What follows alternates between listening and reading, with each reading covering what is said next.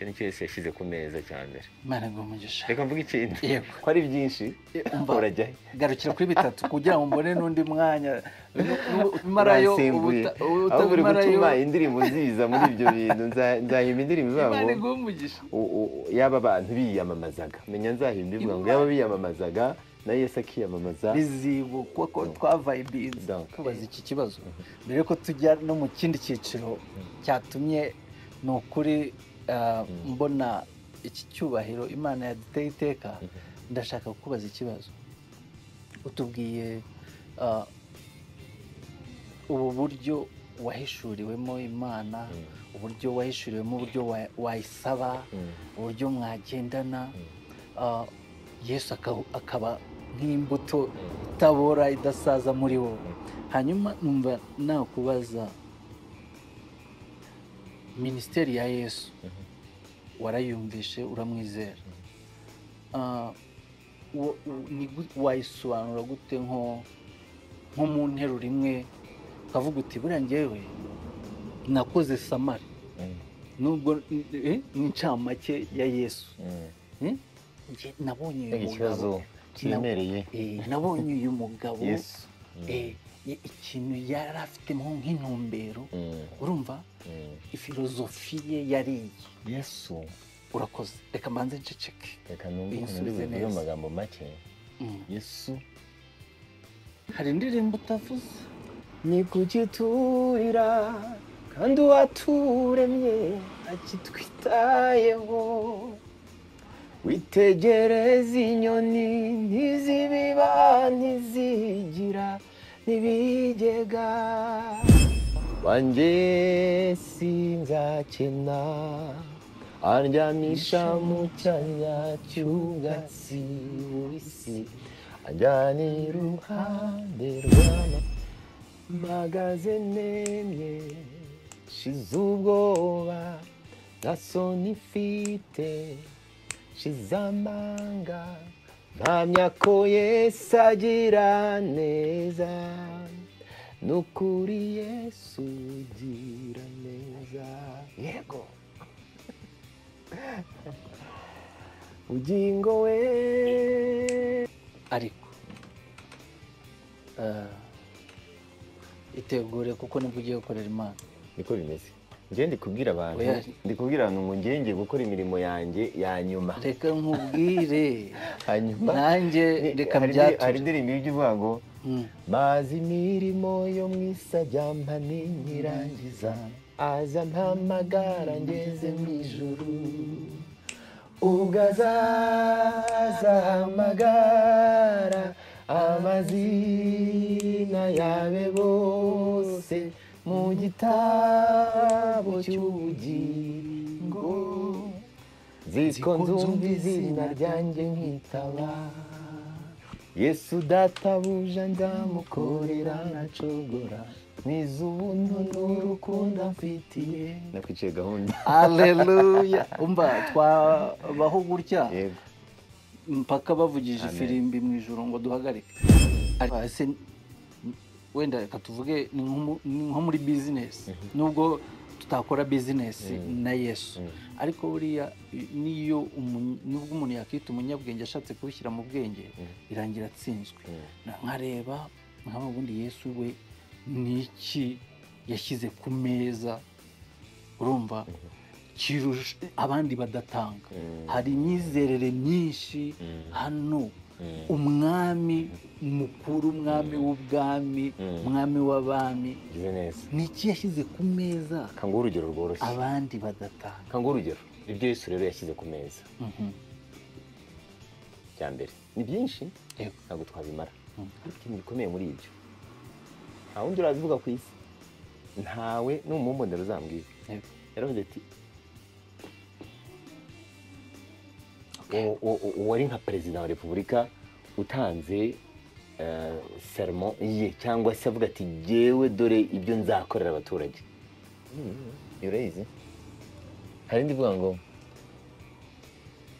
ese Golgotha uracyariho,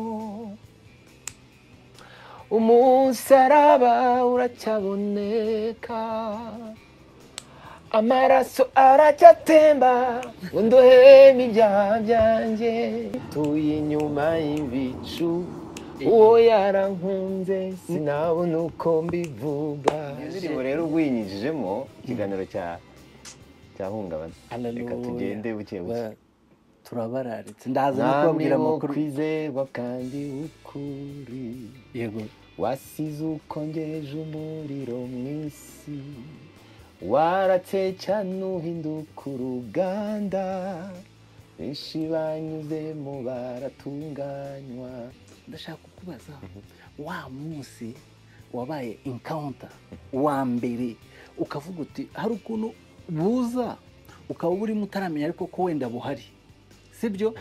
Mbabarira noneho ariko hari umunsi bugira gutya wenda wari uri nko mu kibazo wenda uri kwiga kubana nayo, wanyuze mukavuga uti nongerera gutya wenda mana sinzi uburyo byaje wambabarira. Hari umunsi byagiye b'inshuro nyinshi icyo ukoze uvuze utyo nibuka igihe kimwe niho nsenga ahantu ku musozi, yego mu ijoro nari jyenyine, nari kumwe n'abandi kugira ngo ayobore isi. Nibi nashyize rero ku meza, yashyizeho byinshi kandi yarabikoze ikirenze kuri byose, yarabikoze yarasohoje, yarabikoze biri ku meza. Kwiyamamaza kwe kurahari, kuragaragara, turakubona kuri mu mitima yacu. Niyo Kingdom Vibe. Hallelujah. Umva the Kingdom Vibe. Mvuze bikeya ariko umenya hari igihe nzavuga byose cyangwa se byinshi bishoboka. Njyewe uyu munsi umwe uzadukorere nk'igitaramo tuze turare twiririmbira tuvugiye ubwami bw'Imana. Uko igihangano kije tariki 14 z'ukwa 12 Simivuga. Imana igumugisha nicyo cyiciro twari tugezemo. Z'ukwa 12 tuzavuga ibyo bintu by'ibinyambaraga by'umuntu bita Yesu, ukuntu yavuze ibitavugwa n'undi muntu wari wese. Haleluya. Yavuze nta muntu wabivuga, nta wabishobora, nta n'uwabikora, ntabwo byashoboka. Shalom shalom, ndabishimiye bene data, mbaye intashyo ni kuva muri The Kingdom Vibe, ikiganiro cyanyu kituganiriza iby'ubwami bw'Imana kandi kigaca kuri Francis Zahabu TV channel ni YouTube. Ariko ndagira ngo mbakirire umukozi w'Imana, ni iby'igiciro, ni ibintu tudafata nk'ibisanzwe. Uyu munsi twagenderewe, Imana yaduteye iteka. Iruhande rwanjye nkuko muri kubibona hari umukozi w'Imana, ntabwo namuvuga izina, sinanashyikira no kurivuga, ariko ndabizi mwese muramuzi. Ngiye kumubasabira basuhuze, anabibwire, hanyuma igikurikiyeho no kuvibinga. Ikaze muri The Kingdom Vibe. Murakoze Francis. Yego. Ndanezerewe kuba muri uyu mwanya mwiza The Kingdom Vibe. Amazina yanjye ni Alexis Dusabe. Ndi umuririmbyi wa Yesu. Haleluya. Z'ubwami bw'Imana. Erega turabizi. Mbese birahuye. Erega turabizi. Murakoze. Nijijishaga. Umukozi w'Imana. Rero ngenda kunezerewe. Murakoze. By'umwihariko numva mfite mutima zo kukubwira ngo Imana yaragukoresheje mu gihe cyawe neza. N'uyu munsi iracyari kugukoresha. Inyongeze. Ikomeze ikongeze. Kandi nibyo tukwifuriza. Wakoze kuduha n'umwanya w'igiciro. Ntabwo tuwufata abongeze bavuga ngo for granted. Rero ntabwo tupfusha ubusa. Mu by'ukuri ndagira ngo mva tuvibing umukozi w'Imana muri Kingdom Vibe. Iyi ni twagize iri yerekwa cyane cyane mu buryo bwo kuvuga ngo icyubahiro cy'Imana, cy'ubwami bw'Imana ngo kibe hano ku isi nkuko kiri mu ijuru. Cyane cyane abantu bamenye se kubera iki ubwami bw'Imana bugomba kwaguka hano ku isi, kubera iki abantu bagomba kubwishimira.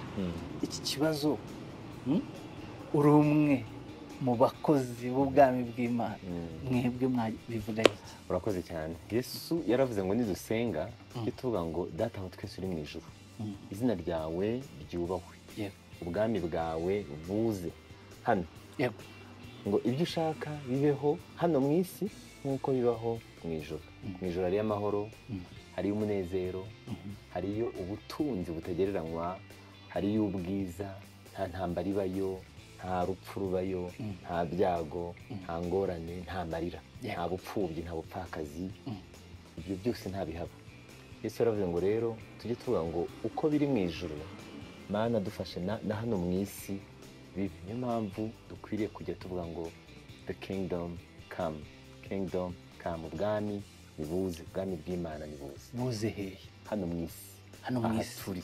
Mu isi buba umuntu yagenda akabusanga nko mu muhanda se, butura hehe mukozi Yego. wawe? Aya magambo ya Yesu dusubiramo tukayabwira abantu bose, niyo cano, niyo muyoboro abuzana. Kuko Yesu yavuze ko amagambo ye ari bwo bwami. Ayo magambo yazanye, iryo jambo rye ni ubwami. Aya magambo iyo tuyaganira rero tuba turi kubuhamagara. Uretse ko ari igihe kizanagera buriya bukaza, abami bose bo ku isi bagakurwaho, abaperezida bose bikarangira, ubutegetsi bwose bikarangira, tukaba dufite umwami umwe wenyine witwa Yesu Kristo azaza. Ceceka uracyari gusa urumva ibyo bishoboka? Niko bimeze. Oya ngo bire ubu azaza amaze kuzuka, eh yarazamutse, bazamuka bamureba babigishwa be, ba Petero, ba Yohana, ngo ariko ngo bakibutse gato babona abandi bagabo babiri bari bambaye ibyera. yego Ngo nuko abo bagabo barababwira ati ngo niki gituma mukomeza kureba hejuru, bati uko mubonye agiye uko azagaruka, uko yagiye niko azagaruka. haleluya. Iyo ndirimbo ryari yaba Uko yagiye niko azagaruka, bagabo b'i Galilaya, kuki mureba mu ijuru, uko agiye rararara, na mu bicu, turagenda uko agiye mu murora, niko azagaruka. kandi Iyo ngaje ndirimbo rero ubwo uyinyinjijemo ikiganiro cyahungabana. Reka tugende buke buke.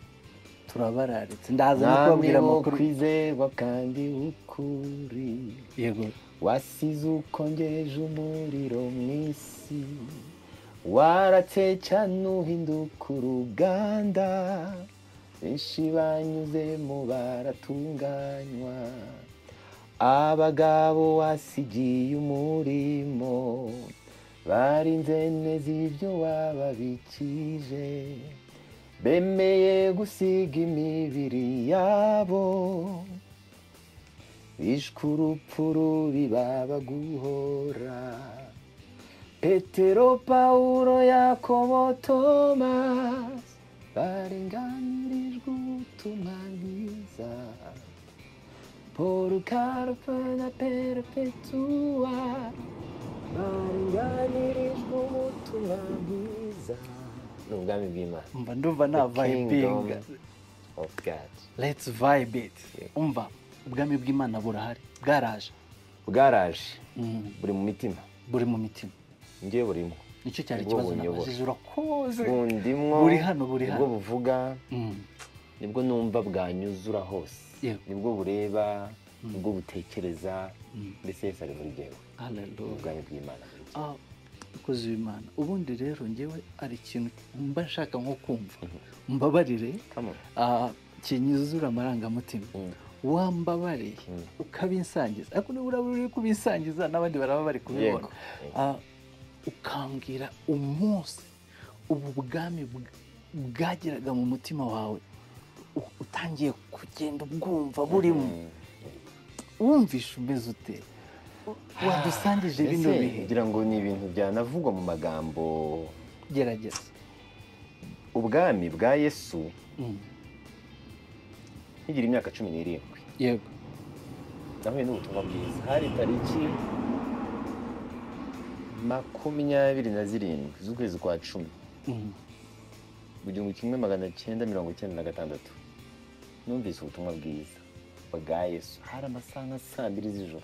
yego numva ikirere cy'ubuzima bwanjye kirahindutse, ariko nari nakinguye umutima, wumvise amagambo ya Yesu ndayemerera nkingura umutima rwose ntagira aho nkinga.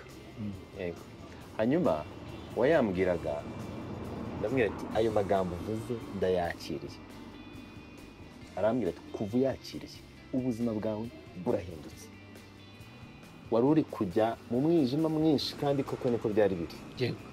Ariko uyu munsi wa none ugiye kugenda mu mucyo mwinshi kandi Yesu yinjiye muri wowe n'umwuka wera n'imbabazi zayo. Nuko natuye ibyaha byanjye ntangira inzira yo gukurikira Yesu kugeza uyu munsi wa none. Haleluya. Ndongera nkubaze, ubwo rero ni ubwami bw'Imana bwaraje. Hari ikintu nshaka kukubaza muri urwo rugendo bwaje. Ndashaka kukubaza wa munsi wabaye encounter wa mbere ukavuga uti hari ukuntu buza ukaba urimo utaramenya ariko ko wenda buhari, sibyo? Umbabarire. Noneho ariko hari umunsi bugira gutya wenda wari uri nko mu kibazo wenda uri kwiga kubana nayo, wanyuze mukavuga uti nongerera gutya wenda mana, sinzi uburyo byagenze. Hari umunsi ariko ngo sinjya nibagirwa umunsi ngo nibuka nakwemereyeho cyangwa nakuboneyeho. Hari umunsi w'urufatiro mu buzima bwawe. Hari abantu bashobora kuba bamaze nk'imyaka 20 ariko akazamubona kwa 21 akavuga ati noneho ndayumvishe. Wambabarira. Hari umunsi byagiye biba inshuro nyinshi. Icyo ukoze uvuze utyo nibuka igihe kimwe niho nsenga ahantu ku musozi. Yego. Mu ijoro nari kumwe n'abandi simbyibuka neza, aho nigaga ku ishuri. Yego. Hanyuma ndagenda senga ngira Imana nti ubibe muri jyewe urubuto rw'ubugingo rutabora. Nzagira ibibazo by'ubuzima nk'abandi bose, nagira ingorane n'ubundi n'ubuzima nuko buteye, ariko hari ikintu kimwe kitajya kibura muri jye, ni urubuto rw'ubugingo. Ubugingo bwitwa Yesu, ubugingo bwitwa ubwami bw'Imana.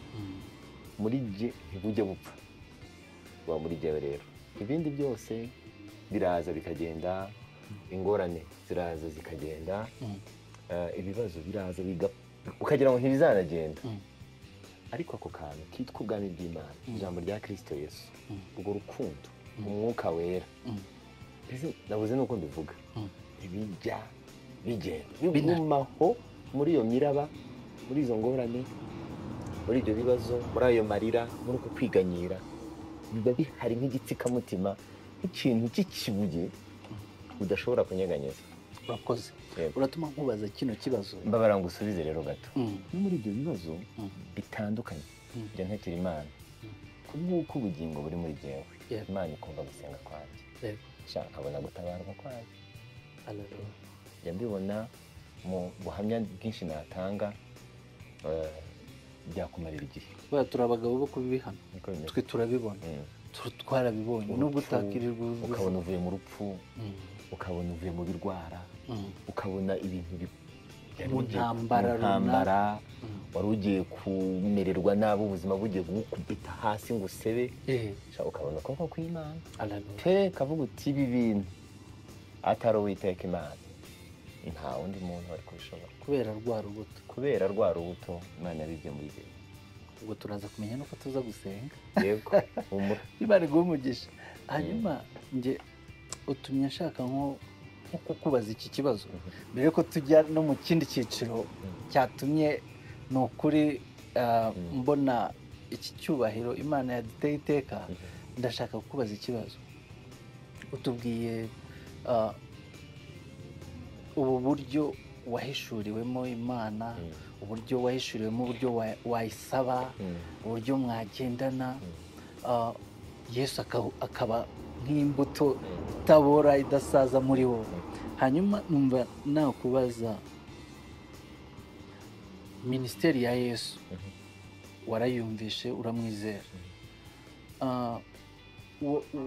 wayisobanura gute nko mu nteruro imwe ukavuga uti buriya njyewe nakoze samari nubwo n'incamake ya yesu nabonye uyu ikibazo kiremereye nabonye uyu mugabo Yesu ikintu yari afitemo nk'intumbero urumva ifilozofi ye yariye Yesu urakoze reka mbanze nceceke reka numve ukuntu uri buvuge mu magambo make Yesu ni nkaho Imana yarimbura ibintu byose kugeza ku bitaboneka yego ikongera ikarema ibindi bishya. Numva Yesu ari uwo nguwo yazanye ibintu bishya urumva hanyuma abyinjiza arabivuga ariko byinjira nk'umuriro cyangwa se byinjira nk'ubuzima bushya buri mu mitima yacu. Igihe kizagera ibintu byose binyeganyezwa kugeza kuri iyi mibiri noneho bikasenywa bigasubizwa inyuma bigasenywa bikashirira hanyuma bya bindi byitwa Yesu rero bikabaho ubuzima bw'iteka. Yego bigize neza ibyo ni iby'iteka ryose. Imibiri izapfa iyi si izarangira ntizongera kwibuka amazu amamodoka byose nk'uko nabivuze ibifatika byose ibirebwa byose ibitekerezwa byose bizakorwaho. Yesu rero yazanye ibindi bishya byubatse ku mfatiro zitanyeganyezwa zitaboneshwa amaso ari igihe kizagera bigaragara ahantu habibona. Nibwo bwa bwami bw'Imana twavuze ya kingdom turi kuvuga iri mu mitima yacu. Yego kandi nibyo byiringiro byacu nibwo bugingo bwacu burya nibwo turirimba burya nibwo tuvuga burya nibwo twumva abantu bose bakwakira. Dusabe ndagira ngo mbibutse turacyari kumwe n'umukozi w'Imana ni Alex Dusabe yaduteye iteka muri The Kingdom Vibe ari kudusubiza kandi zera neza yuko umwuka wera ari kwitemberera mu mitima y'abadukurikiye ndetse nanjye ndi gufashwa. Numva rero nakubaza na kimwe nge buriya kugira ngo nizere Yesu Kristo nabanje nkajya nshaka kuba ese wenda reka tuvuge ni nko muri business nubwo tutakora business na Yesu ariko buriya niyo nubwo umuntu yakita umunyabwenge ashatse kubishyira mu bwenge birangira atsinzwe. Nkareba nk'aho ubundi Yesu we niki yashyize ku meza urumva abandi badatanga. Hari imyizerere myinshi hano umwami mukuru umwami w'ubwami umwami w'abami niki yashyize ku meza kanguha urugero rworoshye abandi badatanga. kanguha urugero ubu haramutse habaye amatora ya perezida w'isi sibyo abantu bakiyamamaza bakajya bavuga ati jyewe nzubaka Afurika ku buryo imera neza. Iyo biyamamaza umuntu ahiga imihigo akavuga ati jyewe nzakorera abaturage kugira ngo ibyo kwiyamamaza urabizi nzagira nzabaha iki dore ibyo Yesu rero yashyize ku meza bya mbere ni byinshi ntabwo twabimara ariko ikintu gikomeye muri ibyo nta wundi urabivuga ku isi ntawe n'umumbonero uzambwira yaravuze ati unyizera naho yaba yarapfuye nzamuzura.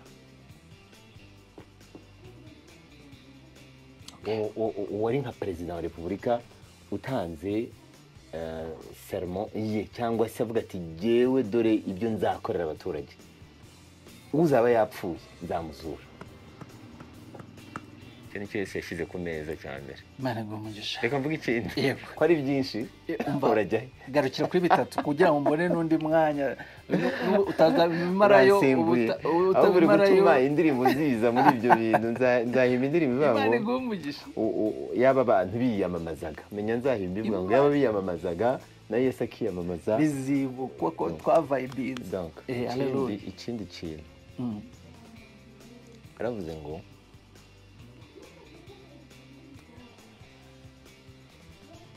ndagiye bazanyica bazambabaza, bazangirira nabi, ariko ku munsi wa gatatu nzagaruka. Ikindi nzazuka ugize neza. yego yego. Ikindi uretse nzasuka ubugingo bwanjye ku bwa benshi. uwo ni umuntu uri kwiyamamaza kugira ngo ayobore isi. Okay. Nibi nashyize rero ku meza, yashyizeho byinshi, kandi yarabikoze. Ikirenze kuri byose yarabikoze, yarasohoje, yarabikoze, biri ku meza. Kwiyamamaza kwe kurahari, kuragaragara, turakubona kuri mu mitima yacu. Niyo Kingdom Vibe. Hallelujah. Yego. Umva the Kingdom mvuze bikeya, ariko umenya hari igihe nzavuga byose cyangwa se byinshi bishoboka. Njyewe uyu munsi umwe uzadukorere nk'igitaramo, tuze turare twiririmbira tuvugiye ubwami bw'Imana. Uko igihangano kije tariki 14 z'ukwa 12 simivuga. Imana igumugisha, nicyo cyiciro twari tugezemo. Z'ukwa 12 tuzavuga ibyo bintu by'ibinyambaraga by'umuntu bita Yesu, ukuntu yavuze ibitavugwa n'undi muntu wari wese. Yavuze nta muntu wabivuga, nta wabishobora, nta n'uwabikora, ntabwo byashoboka. Hari igihe yasanze umuntu umwe tareba, yaravuze ari impumyi, arangije atuba utwondo ibyondo ku maso, ati genda ujye gukaraba. Aragenda arakaraba, ahita arareba ngo uwo Yesu agira neza. Kandi ikindi cyiza, yaravuze ngo ni umwami w'amahoro. Isi ishobora kugira amahoro idafite Yesu, ntabwo bibaho. Ni ngo nta mahoro nta Yesu, Yesu ni umwami w'amahoro. Ibi ni byo uri kunkora. uratuma reka mpite nkukubita kino kibazo, mana we. Ni umwami w'amahoro. Ni umwami w'amahoro. Nta muntu uriyamamaza ngo avuge ngo jyewe ndi umwami w'amahoro.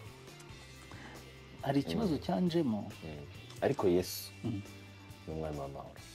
Bari ni umwami w'amahoro, twese turabihamya. Ni muri the Kingdom Vibe. Yaba atari umwami w'amahoro, ntabwo nari kuba mpagaze hano ndi guhamya, ntabwo nari kuba mpagaze hano nuzuye gushira ya manga, no kuba turi gushaka twese kwamamaza imbabazi ze n'ubuntu bwe.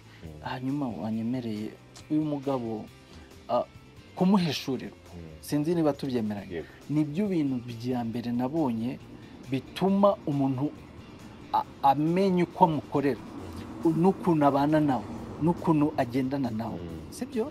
Iyo umuhishuriwe, hari ibintu atakundaga ari hano ku isi. Mu bintu njya nkunda gutekerezaho, hari ukuntu yajyaga yanga imyemerere y'amadini, akongera akanga imitekerereze ngo ya gifarisayo n'imigenzereze. Wagize icyo bivugaho tukavayibinga? Yesu akunda umutima w'ukuri utabeshya, uko uri. Vuga iki? Vuga ngo uza kwa Yesu uko uri. Niba uri mubi, ngwino umubwire uti jyewe ndi mubi, ntabwo ndi bwigire mwiza imbere yawe, ndi mubi kuruta abantu bose. Uwo muntu aramukunda kuruta wa undi wiyambika ibyo atari byo. Nta n'amahirwe menshi wajya agirira kuri Yesu. Ikintu rero cyitwa amadini n'abafarisayo n'imigenzo yose, babaga biyambitse ishusho nziza, ariko imbere muri bo ari babi, ari abagome, ari abicanyi, bica abahanuzi, bakarenganya abakozi b'Imana, bakabagirira nabi. Hanyuma bagashaka kugaragara neza imbere y'Imana. Ibyo bintu rero Yesu yarabirakariraga. Matayo 23. Uzasome kiriya gice, wumva amagambo akomeye kugeza bababwira ngo mumeze nk'ibituro bisize ingwa inyuma, ariko mu mbere ari amagufa aboze. Bivuga iki? Bivuga ngo ukuri aba ari kuzageza kuri Yesu. aho yavugaga ngo muze mwese muzane imitwaro yanyu, muzane imitwaro yanyu, nta n'umwe muze musize. abarushye n'abaremerewe, muze ndabaruhura. Yesu araruhura, arakiza, akiza ibyaha, bya bindi byo mu mutima arakiza, akiza indwara, akiza ibyago, akiza amakuba, akiza, mbese umuntu icyo atavuga ni iki? atanga izina rishya. Yego, atanga ubugingo, atanga ubuzima bushya, ahindura amateka. Haleluya. Ngo rero cyiza kizima mu ijambo rimwe, ngwino kwa Yesu uko uri, mwikubita imbere. Wirinde umwuka w'abafarisayo, w'amadini, ntacyo bimara. Idini ntirikiza, uburyarya ntabwo bukiza, ahubwo umuntu azi uko ari. Zakayo, ndagira ngo musabe cyangwa ikintu. se Zakayo yaje uko ari, yarambuye abantu, ariko nawe yaraboshye, ariko ageze kwa Yesu, Yesu aramubohora. Uzi, utumye mpishurirwa ikintu, nanjye numva umwuka amasa yuko ubutaha ngiye nzagusaba tubonane muri The Kingdom Vibe, uzaza noneho ni wowe uzambwira ati yampase kuza kubaganiriza kuri izi sije, uhereye ku bintu tuganiriye, sibyo? Kuko ndabizi neza ubu hari ibintu byinshi biza gupfupfunuka mu mutima, uvuga ngo kino kintu tuza kukivugaho gutya, iki kintu tuza kukivugaho gutya. Kuko nk'ubu hari icyo nahishure nanone kuri cya kibazo nakubajije, ese ni uwuhe wari umugambi mukuru wa Yesu Kristo? Mbese n'ubu ngubu wahita wongera ukabona igisubizo gishya, sibyo?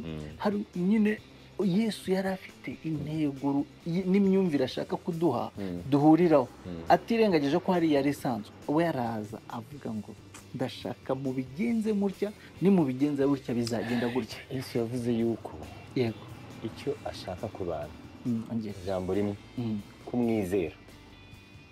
Kumwizera buriya bifite wenda ibisobanuro byinshi abantu bashyiraho, ariko njyewe iyo mbitekereje, kwizera Yesu, amagambo yose yavugaga ni ay'ukuri, ni ay'ukuri, ni ukuri. Ibindi bintu byose si ukuri keretse amagambo Yesu yavuze, kuko yaravuga ni ukuri, ndamubwiza ukuri. Icya kabiri, yaravuga ni jyewe nzira n'ukuri n'ubugingo. Yesu niwe kuri. Ashaka abantu rero bumva ayo magambo bakabanza bakayemera. Kwizera ni kwemera ni mu mutwe, ariko kwizera ubyinjiza mu mutima. Noneho ngiye mu bwonko, nibyo. Icya kabiri, ndumva mbyinjije mu mutima wanjye, ukavuga uti ni ukuri rwose. Iyo ubyakiriye rero bizana ubugingo muri wowe, nicyo Yesu yashakaga. Iyi niyo yari iyo myumvire. Nzakubaza, mfite ibibazo bingana gutya, ariko umukozi w'Imana, twabaye abavugabutumwa biciye mu kuvuga, tujye noneho no ku mpano. Yesu iyo ageze mu buzima bwawe, hari ikintu twemera nko muri The Kingdom Vibe yuko iyo atangiye kugeramo ahita acana itabaza rinini cyane ku kintu kijyanye n'icyo yakuremeye. Mwebwe by'umwihariko mwabashije kugihishurirwa?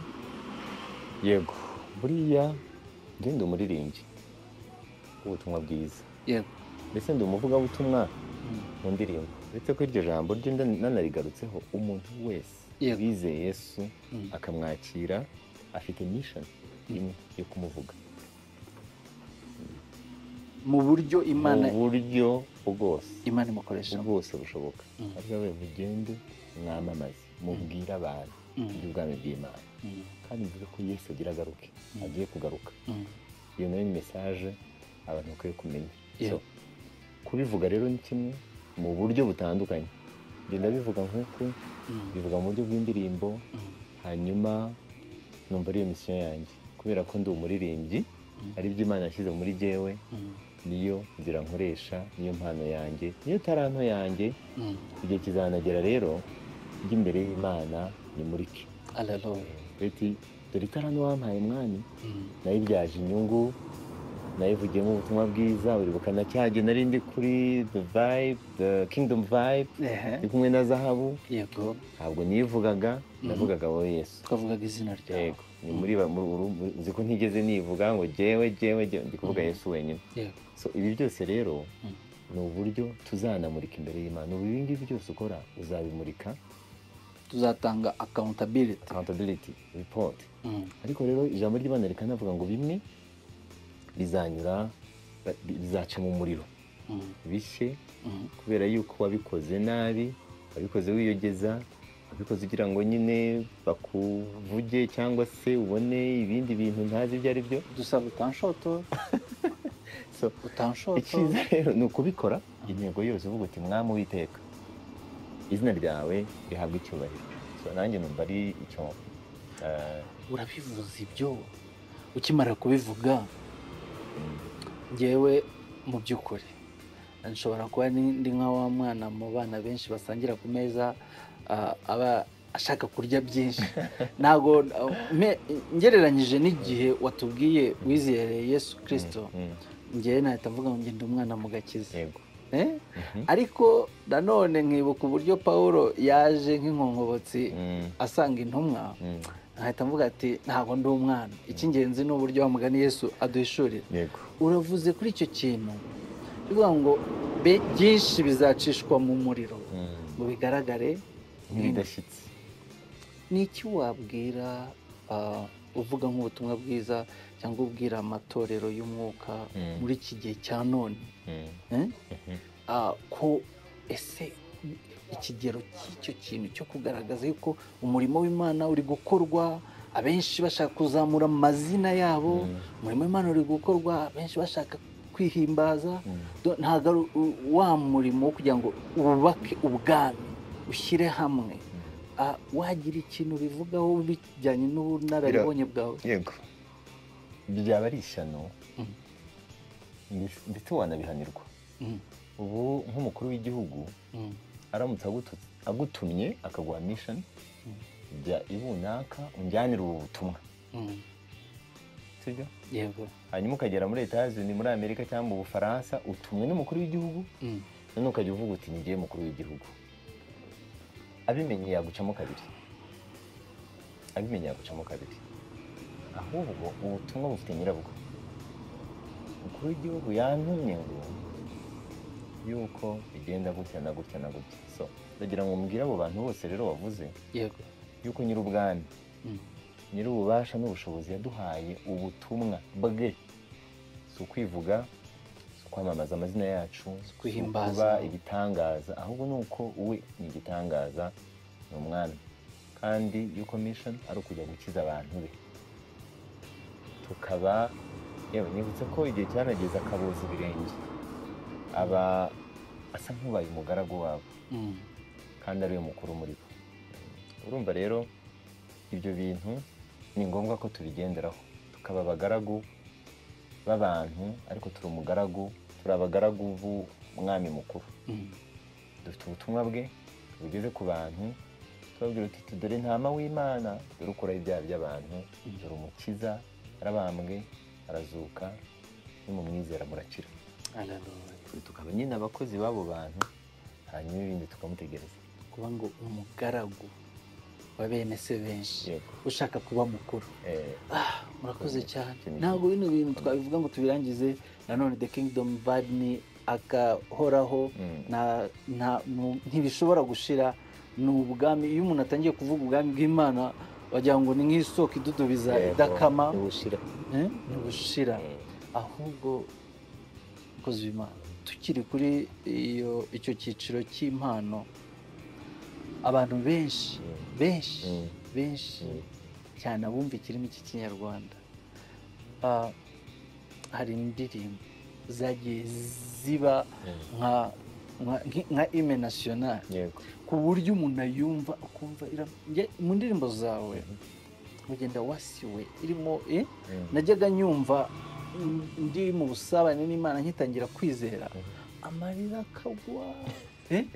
akagwa nkavuga ati ntabwo ni nakakumenye, njye nakumenye ejo bundi ubwo wari wakoze, ntabwo ari ejo bundi nabwo wakoze Imyaka yashize muri mu- Car muri Free Zone. muri Car Free Zone mu mujyi, mbibona muri televiziyo ngo uyu muhanzi yakoze, nakumva indirimbo zawe zose ngo Umva, ese burya n'uyu nguyu. Yeah.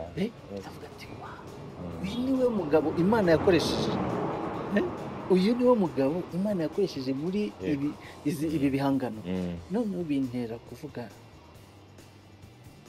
wumviye Imana gute kandi unaduhana akapera k'indirimbo imwe. Imana yashoboje, ntabwo ari kubw'imbaraga cyangwa kubw'ubushobozi cyangwa se ubwenge cyangwa se ngo nikubite mu gituza.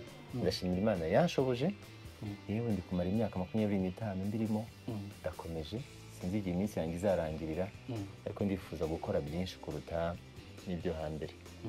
So aho utangiriye no muri myaka 25 umaze gukora indirimbo zingahe? zirenga nka 30. zirenga nka 30. Wandikiye nk'abahanzi bangahe indirimbo? Bon, si benshi, ndandikira benshi, wenda nka Kohara, Hoziyana, ndimo nkeya nk'imwe cyangwa ebyiri. Yego. Hari ubwo tujya dufatanya n'abandi wenda bakeya, ntabwo ndabigira cyane, kwandikira abandi sindabigira byinshi, ariko nabyo nabikora. Hanyuma ni iyihe ndirimbo aka kanya n'ubu ngubu reka mbanze nguhe compliment ntaribagirwa kuri kino kibazo? Umva, abantu benshi bakunda kuvuga ngo ufite ijwi, bagahita bahamya bavuga ati iyi ni impano yigenda. Yego. Ni indirimbo rero ku bwawe nawe ubwawe yahashize atari mu nshyashya uririmba nawe ukavuga uti ino ndirimbo umwuka yarangendereye kandi yahembuye ubwoko bw'Imana, wambabariye ukahita uririmbira freestyle? Imana yagumisha. Yego, ni nyinshi mu by'ukuri, zose iyo nziririmba numva buri yose iruta iyindi. Yego. Numva ingeraho nkumva niyo nziza. Nizihe?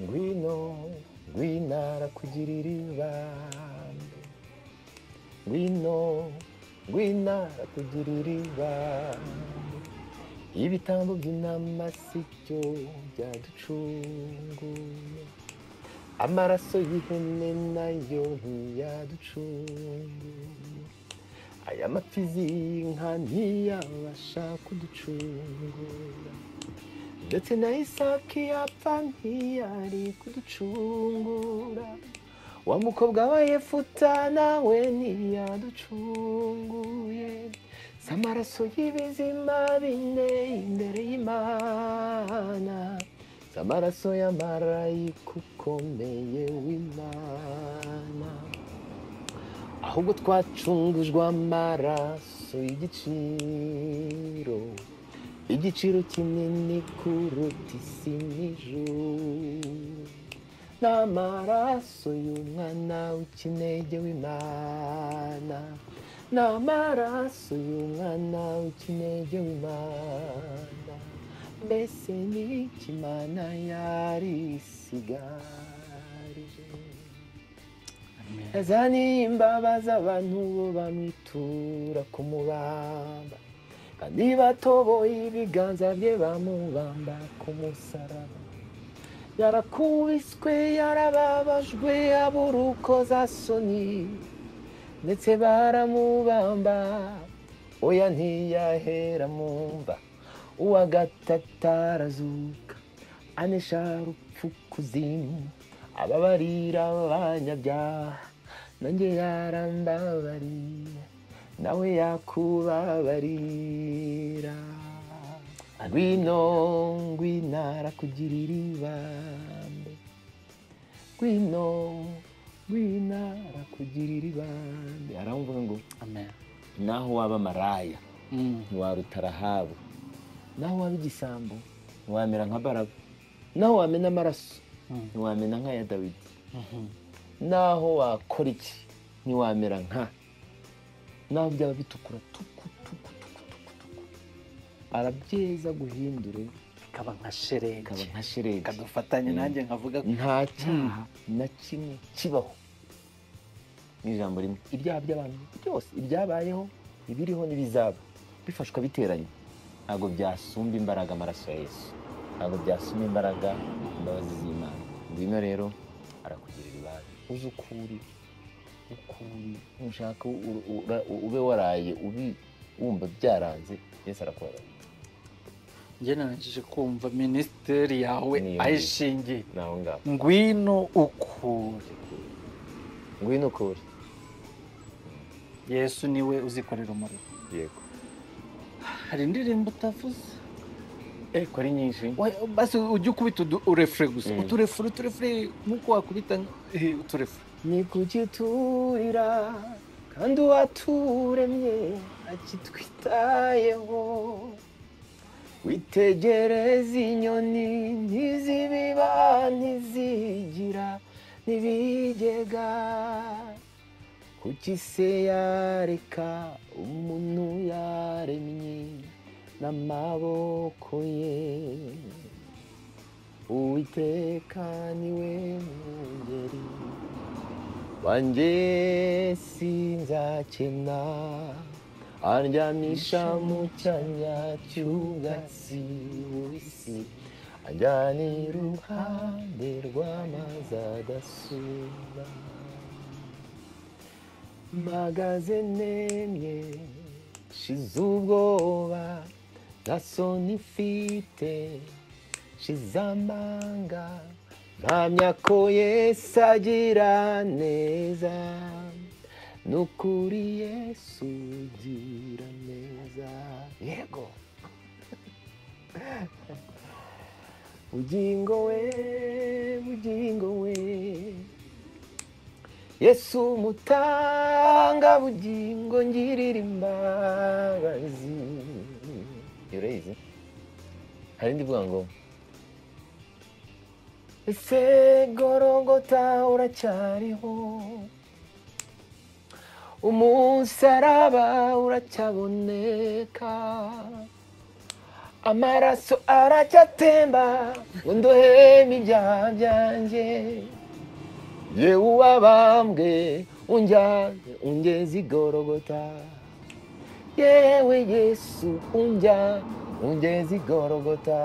Hari n'indi ndirimbo rero, indirimbo mfura yanjye yitwa mfite umukunzi utuye inyuma y'ibicu, uwo yarankunze sinabona uko mbivuga, imyaka ibihumbi irashize antegurira ibyicaro byiza, uwo yarirahiriye n'indahiro yati sinzongera kunywa ku mbuto y'umuzabibu. Mbese tariki 14 z'ukwezi kwa 12 tuzatarama, ariko bibereye Imana ndetse byo gushima Imana imyaka 25. Ariko indirimbo zahashize z'ubu n'izindi tugiye gushyira hanze album nshyashya.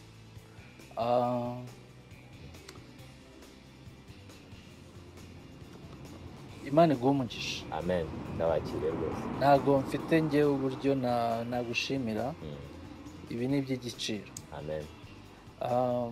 Nizere ko abanyarwanda barabizi ariko yewe turababwira ntabwo ukeneye imbaraga nyinshi, ngendeye ku byo mbonye Imana yabakoresheje. hari nuza tugenderaho muri The Kingdom Vibe ivuga ngo nubwo twakora ikiganiro cya The Kingdom Vibe, twebwe ntabwo tugendera ku barebye cyane, yego ahubwo naho yaba umwe ngo mu bwami bwo mu ijuru barishima cyane. Uzi ko ntamubwira akantu gakomeye keza, iyo wakoze happy birthday, iyo igihugu cyizihije independence, iyo isi yose yavuze ati umunsi urakomeye, bagashyira bakavuza amashyi bakanezera, iyo amakipe yakinnye kwa kundi isi yose igitego kikinjira mu isi nyine niko bimeze, ariko mu ijuru nta kintu kiba kiba, ibyo byose ntacyo bivuze, ariko iyo umunyabyaha umwe yihanye mu ijuru ngo bavuze impundu, ako kantu rero isi ishobora kunezerwa ibindi bintu byose bibaho, amagare bikaza, umunezero ukaba, World Cup Champions n'ibindi n'ibindi n'ibindi. Mu ijuru cwe nta nubwo wamenya ibyabaye, ariko umunyabyaha umwe yihana, umwe wenyine, wowe uri kudukurikira niwihana ukizera Yesu, mu ijuru haraba umunezero. Haleluya. Umwe wenyine.